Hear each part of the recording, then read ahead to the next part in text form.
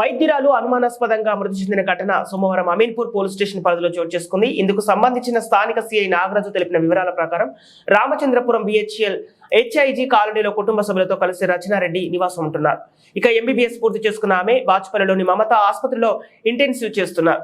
తన దినచర్యలో భాగంగా సోమవారం ఉదయం మేధావిధిగా ఆసుపత్రికి వెళ్తున్నారు చెప్పి తన కారులో బయలుదేరి కృష్ణారెడ్డిపేట రింగ్ రోడ్ వద్ద కారు అదుపు తప్పి పక్కకు ఆగిపోయి ఉండడాన్ని స్థానికులు గమనించారు. ఇప్పటికే రచనారెడ్డి తన కారులో డ్రైవింగ్ సీట్ లో స్పృహ తప్పి పడిపోయి ఉన్నారు. దీంతో పోలీసులకు సమాచారం అందించడంతో వెంటనే హుటాహుటిన అమీర్పూర్ సిఐ నాగరాజు సంఘటన స్థలాన్ని చేరుకొని పరిశీలించారు.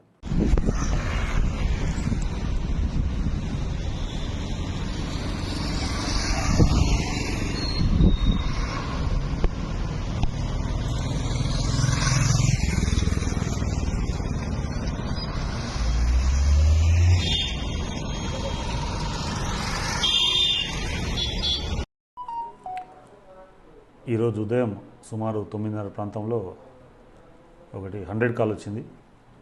కృష్ణారెడ్డిపేట ఓఆర్ఆర్ మీద ఒక లేడీ కార్లో అన్కాన్షియస్ అయి ఉంది అని చెప్పి కాల్ రావడం జరిగింది. ఆ కాల్ మీద ఇమీడియట్గా అక్కడికి స్పాట్కి రష్ అయ్యి వెరిఫై చేస్తే ఒక లేడీ తన కార్లో అన్కాన్షియస్ అయి ఉంది. ఆమె చేతికి ఒక క్యాండ్లా ఇంజెక్షన్ పెట్టుకొని ఉంది. తన వివరాలు తెలుసుకుంటే ఆమె పేరు రచనారెడ్డి, తండ్రి ప్రకాష్ రెడ్డి. వీళ్ళు హెచ్ఐజీ ఆర్సీపురంలో ఉంటారు. ఈ అమ్మాయి వయసు 26 సంవత్సరాలు. మమతా మెడికల్ కాలేజీలో పీజీ చేస్తుంది డాక్టర్గా. మమతా హాస్పిటల్ బాచుపల్లిలో ఇంటర్న్ చేస్తుంది.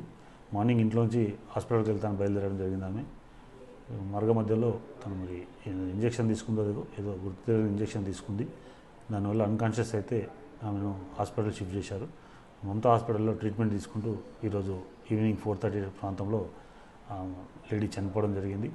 ఆ చనిపోయిన డెడ్ బాడీని ఇమీడియట్గా ప్రాంతీయ గవర్నమెంట్ హాస్పిటల్కి పోస్ట్మార్టం నిమిత్తం షిఫ్ట్ చేసిన. ఇంకా వాళ్ళ తల్లిదండ్రుల ఫిర్యాదు ఇవ్వలేదు.